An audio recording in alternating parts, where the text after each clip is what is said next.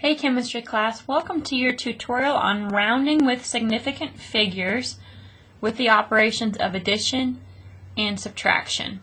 So I have two problems that I'm going to go through with you today. One is with adding and subtracting. Remember that the rules are the same. And then I'm going to give you a problem or two for you to work on. So remember our steps with these. The first step is to perform your calculation. That means plug it into your calculator or work out the math. So I'm going to add on this one. So 15.371 plus 4.5.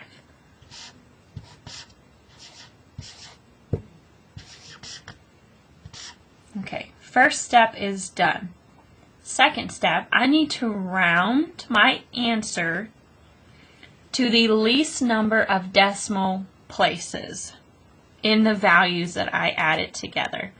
So my top number, 15.371, has 3 digits after the decimal. Well, 4.5, there's only 1 digit after the decimal. So I'm going to round to where I only have 1 number in the decimal place. So what I'm going to do is underline that value.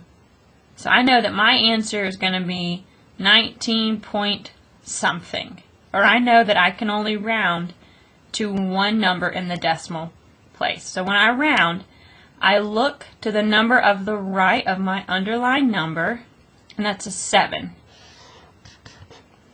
Now I have to think, does that 7 round my 8 up to a 9 or cause it to stay? And because it's greater than 5, it'll cause that 8 to round up. So when I round this measurement, my answer will be 19.9. For the second problem, 786.79 and 422.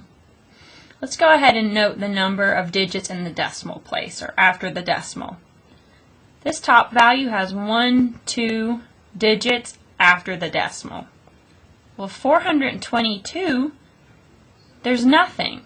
And we know that any whole number written out by itself, that it's assumed and known that there is a decimal place there. So I don't have any number after the decimal. So I have 0 decimal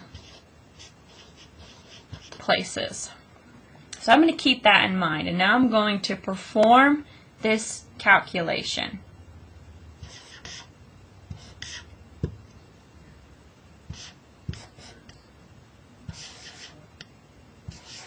Alright, and the answer that I get is 364.79.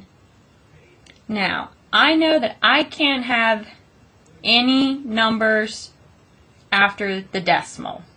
So I know that my last digit in my rounded answer is going to be this 4.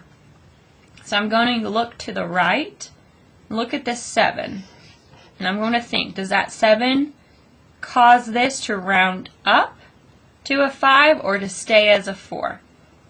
And it will cause that 4 to round up to a 5. So my rounded answer will be 365. Notice, no digits in the decimal place. Alright, now I'm going to give you 2 problems to work out on your own. So once you have done these, you can get me to check your work. So I'm just going to give you 2. Remember, perform the calculation first, then round to the value with the least number of decimal places.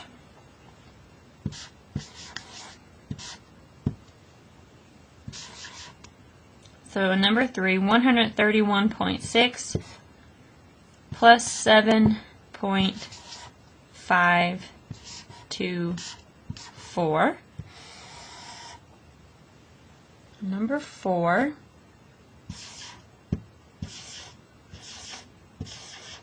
0.006 minus 0.0054 7.